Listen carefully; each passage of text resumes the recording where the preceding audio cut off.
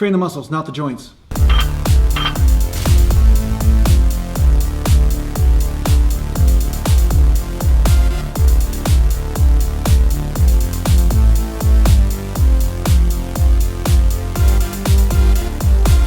So welcome back to another Natural Gallant bodybuilding vlog.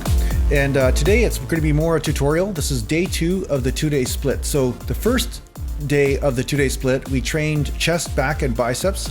And one of the 2 days I actually will include calves, although in the footage here I haven't included calves, but you do about 3 to 5 sets for calves in whatever rep range you work with, okay? So you'd add that to one day or the other. As far as abs are concerned, I never trained abs. I always relied on squats and deadlifts and things to work my core.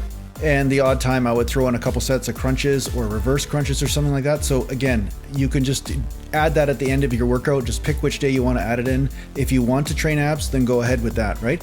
So today you're seeing me do some squats. And of course, you know, I always get people saying, why do you squat this way? Why do you squat that way? Well, if I keep my back arched and I keep that tension on the hamstrings, I find that I don't go down as low, but this is as low as I can go without jamming the hip joint or putting undue stress on the knees. If I round the back and bring the knees forward, I can come down a lot lower, but then I start to put stress on the joints. And as you saw in the beginning, train the muscles, not the joints. So for me, the way my body moves, this is the way I squat, and it built absolutely totally huge legs. I train the muscles, not the joints, and if you start to notice that your joints are jamming, well, that means that you're extending your range of motion too much, or you need to cater the motion or change it in a way that is working right for you, okay? So just bear that in mind, okay? So basically what I want to do is keep the tension on those hamstrings, keep the tension on the quadriceps, keep the tension on the butt, and take that stress off the knees. A lot of people think that by relaxing the joints and going down further, kind of like squatting like a baby or something like that, you know how they squat above their bucket of sand or something, that's actually a better way to squat. But if anything, this will cause more problems for you than anything if you are taking tension off the muscles and transferring onto the joints. So again, this is a specific choice. Each person's different, so just bear that in mind. I'm going to be putting 365 on the bar, and so far you see me do about 3 sets of 315, and I'll do a 4th set with 365 here, and then I'm going to move on to the next body part. Now, some people say, oh geez, Jason, why don't you do 6, 7 sets of legs? Well, sometimes I do. So on a 2-day split, I will choose a body part, and depending on how I feel will depend on how many sets I do. And if I do a really big compound movement like squats and hit some PRs or whatever, then I might choose not to do any sort of hamstring curls or whatever, and I'll save that for a day that I'm doing lunges or something. So standard protocol is about 5 sets for a body part. Sometimes it'll be 4, sometimes it'll be 6, but this is what you want to do. So it's a successful squat workout. I could have went heavier, but the thing is, groove is the most important thing when it comes to squat or deadlift, right? So I go to failure where my form just deviates a bit, and then that's it, I stop the set. So I could go for more reps, but what I'm trying to do is actually prime my spine to be in a perfect position and get the depth that I want, that I feel that I hit my legs in the most efficient way at, okay? So some guys want to go deeper.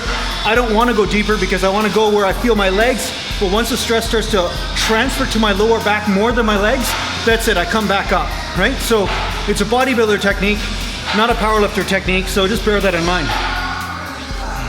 So yeah, to recap, I do about 5 sets. Sometimes I'll choose 2 different exercises for a body part. I'll do 3 sets of one and 2 sets of the other exercise, or 3 sets of one exercise and 3 sets of the other, so 6 sets total, somewhere around there. So that's my total for my leg workout today, was only about 5 sets of working sets. I didn't actually include all the sets, but about 5 sets is really what I shoot towards.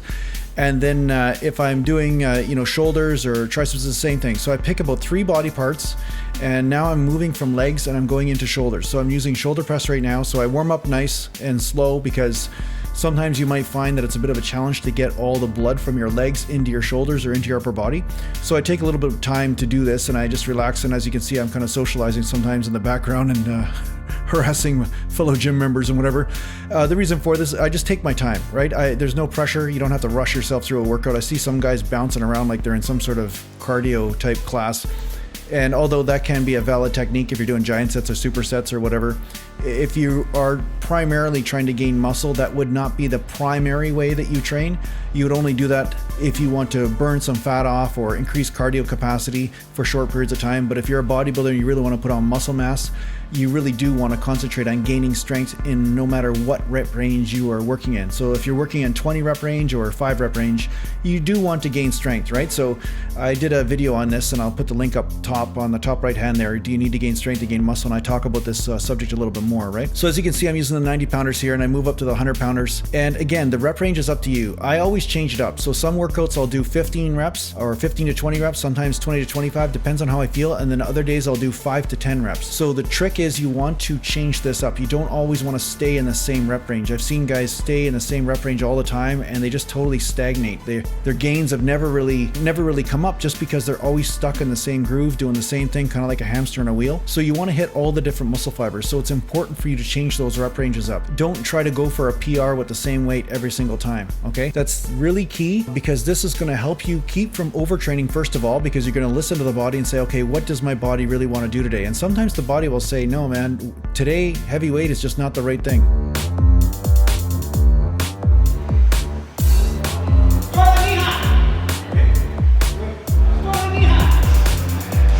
So as you can see, I went from shoulder press now to rear delts. So this is a common thing for me. I said it in the last video actually, that I do 70% of the time rear delt or side delt work, and then about 30% of the time I'm doing front delt work.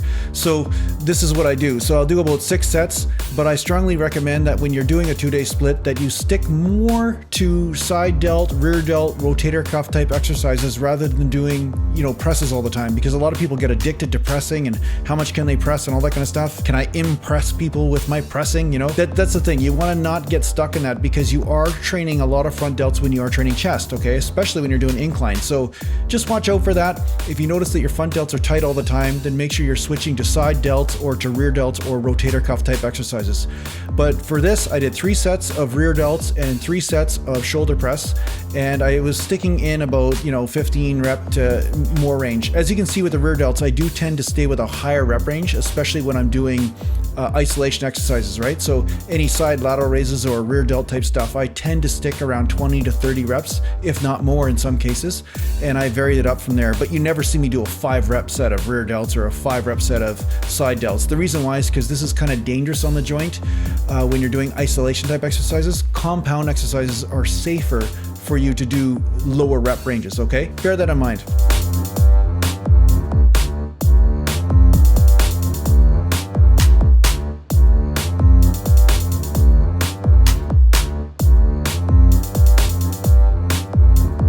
So the final body part is triceps. I'll train same thing as before, basically 6 sets or so total, and 3 sets of one exercise and 3 sets of the next exercise. So I'm going to start off with some skull crushers, or French curls as I call them.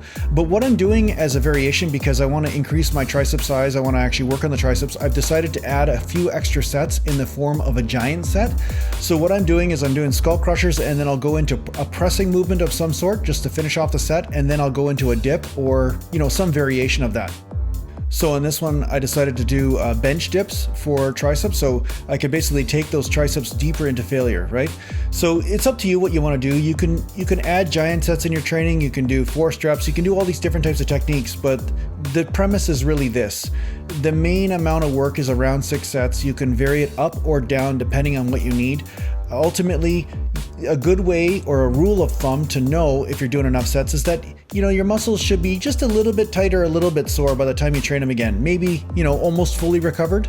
That would be a good way of measuring whether you did enough sets or not, okay? Because I get that question all the time. Should you be sore? Should you not? And I did a video on that. Is muscle soreness necessary? And the truth is, some muscles will get sore, some muscles won't get sore. Just depends on you. Like my front delts get sore, but my side delts have never gotten sore, yet they got developed, right? So it just depends on the slow twitch fiber content in the muscle, and it depends what is going on in the muscle and what type of exercise is going on. So this is what I do. I just basically see how it feels, and then I cater my sets based on that. So if I'm totally sore 2 days later, that means I did way too many sets, because the whole point is for you to be able to maintain this frequency. Remember, on a 2-day split, you're only getting 1 day of rest before you have to hit that body part again.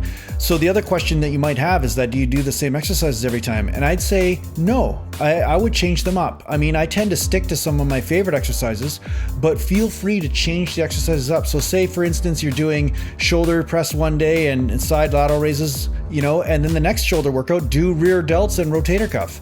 If you're doing chest, do some bench press and some incline press. And then the next workout, do some flies and some dips, you know, so you want to mix it up. And that's the great thing about frequency, is that you end up hitting the body parts from multiple angles because you have that time. You don't have to get that perfect workout in every week, because you're going to get about 3 workouts in because you're only taking about 1 day off. Okay, so basically you repeat this 2-day split 3 times in a week, and then you take 1 day off.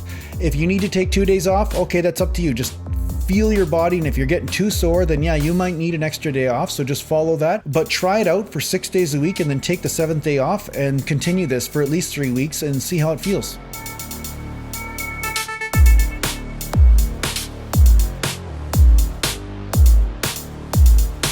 So for my final exercise, I've decided to go with close grip bench, because I find when I'm doing isolation exercises or tricep type extensions and things, it's almost like my triceps get so dead that I can't really extend them or push them because they just don't have enough left in them, enough oomph, you know?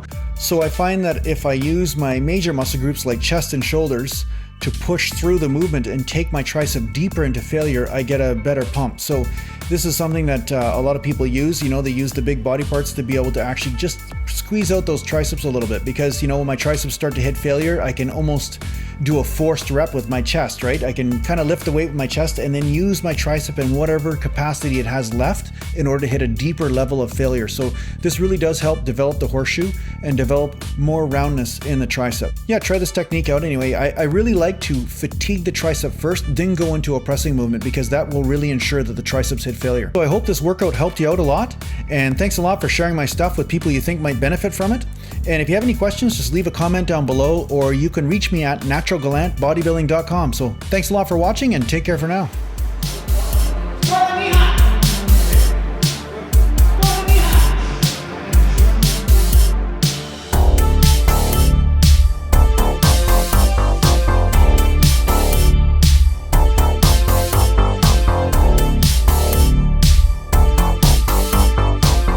So you know, I have some music for purchase at naturalgallantbodybuilding.com, and I make all my music for my videos. The music that's playing in the background right now, I made that too. If you want to check it out or buy some music, and if you want to use it in your own videos, just shoot me an email and we'll talk about it and go from there. But yeah, check it out at naturalgallantbodybuilding.com. So thanks for watching, and take care for now.